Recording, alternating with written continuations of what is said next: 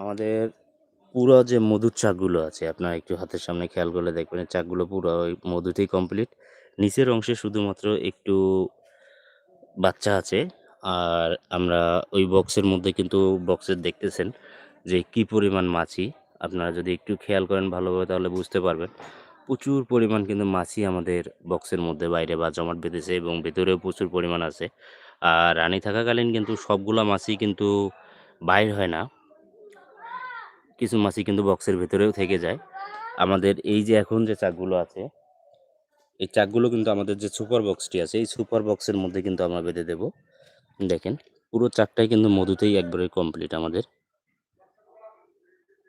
একবারেই মধু পুরোটাই। আমরা এরকম চাকগুলো কিন্তু হালকা বাচ্চা আছে, ওটা কিন্তু বাইর হয়ে যাবে।